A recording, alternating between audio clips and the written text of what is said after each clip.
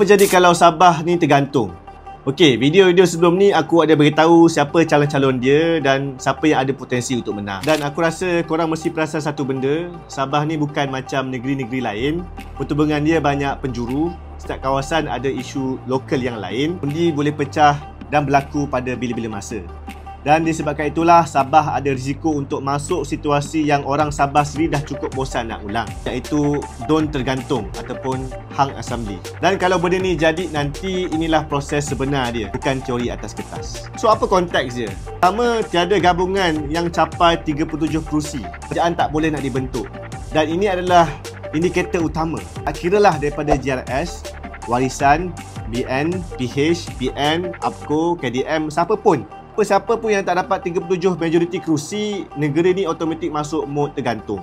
Nombor 2, TYT Sabah akan panggil gabungan yang paling banyak kerusi dulu. Bukan majoriti tapi paling banyak. Contoh paling mudah, kalau JRS dapat 25 kerusi, Warisan 20, BN 10, PH 7 dan juga KDM, PCS, APCO, Julungan ataupun Bebas dapat 11, TYT akan panggil gabungan yang paling depan dulu untuk bentang angka sokongan dan tunjuk mereka layak untuk bentuk kerajaan.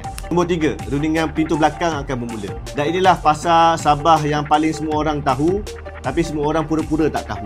Dan Sabah ni memang terkenal dengan politik realignment. Hari ni musuh, besok partner, hari ni lawan, besok buat kerajaan sama-sama. Nombor 4, kalau rundingan ni gagal, Sabah akan dapat kerajaan minoriti. Kerajaan minoriti ni ibaratnya bawa kereta tanpa brek, yang di mana dia boleh jalan tapi bila-bila masa boleh tumbang. Kalau satu adun tarik sokongan, dia akan tumbang lah. Kalau satu usul gagal, akan tumbang juga. Ataupun satu dengan tak jalan pun akan tumbang. Nombor 5, worst case, perayaan akan dilakukan lagi.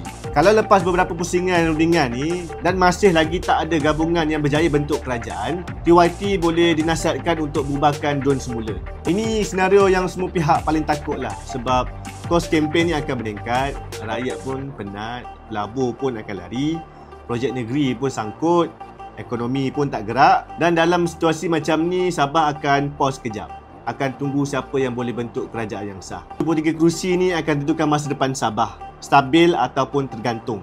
Dengan 596 calon, undi pecah ni hampir pasti di setiap kawasan. Pemuda muda pula sekarang ni very unpredictable. Calon heavyweight sekarang ni bersaing sangat kuat. Dan kali ni boleh mengubah landscape Sabah terus. Dan kalau Sabah tak dapat majoriti malam tu, Sabah akan masuk fasa paling thrilling. Tentu kau akan nampak pemimpin yang betul-betul ada kebijaksanaan, siapa yang pandai nego, siapa yang sebenarnya jadi beban dan siapa yang sebenarnya hanya tunggu peluang.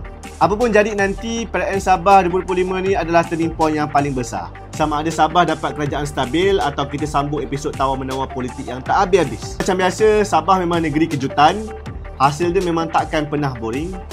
Jom kita tengok sama-sama apa yang berlaku nanti.